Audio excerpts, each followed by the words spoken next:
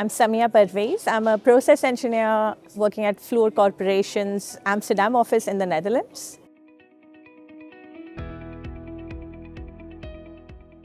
We are primarily a project organization, so we do engineering, procurement, construction for all kinds of projects, and particularly for the downstream business. It has been one of our key business lines, let's say, for decades now. We provide the whole gamut of solutions from feasibility studies, pre-feed, feed, construction, or detailed engineering, construction, maintenance, startup, all of it, yeah. And more so with the world's trying to go towards decarbonization or achieve net zero goals, yeah, we certainly also offer solutions with all the newer technologies.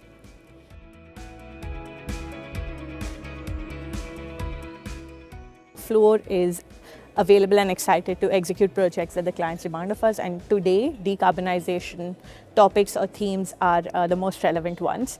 However, of course, that is one side, like the pull from the clients, but we also do the push from ourselves. So we've got technology, operation, sales groups, for example, within the company on various subject matters, various new technologies, be it e-fuels, be it clean hydrogen or plastic recycling, carbon capture. Also, of course, let's not forget refinery, petrochemical integration, energy efficiency. We try to keep ourselves at the top of these subjects by learning about what's out there, who the licenses are, attending conferences such as the PRC, meeting people, keeping abreast of developments, yeah.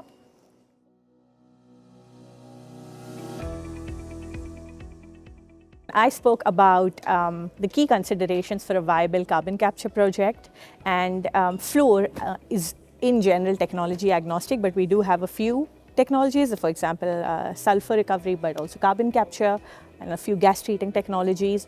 My presentation highlighted FLUOR's pre-combustion and post-combustion capture technologies and their applications, the existing plants, key factors to consider like plot space, where to go with the CO2, whether you should utilize it, whether you can sequester it, whether you should liquefy it, heating and cooling medium integration, etc.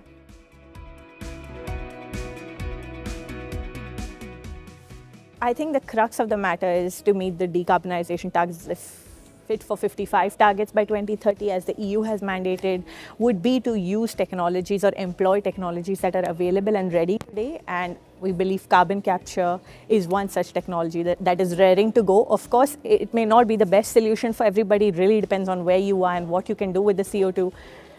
But in general, okay, if that's not applicable, of course, try to electrify where possible. Energy efficiency is still key. You could process renewable fuels, co-process feeds. Yeah, these are some of the key things you could do, considering that we're only 6.5 years away. Yeah.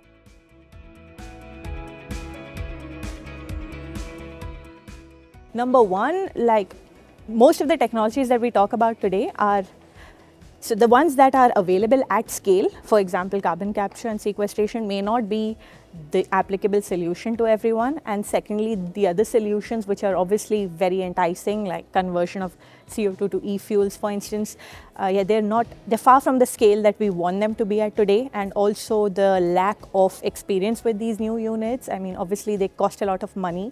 So for companies to invest so much money without being completely aware of what they're getting into, I think is also a challenge for them to go ahead with these projects.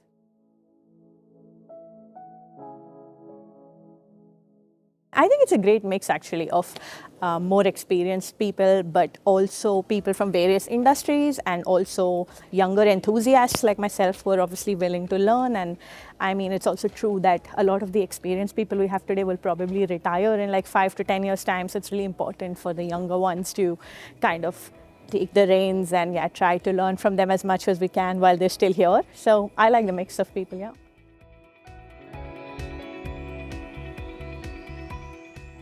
What I really liked is shorter presentation sessions, and the round table session actually was new to me. So I've been to various conferences or congresses, but this was different, I think. It was a nice cozy setup with like 30, 40 people.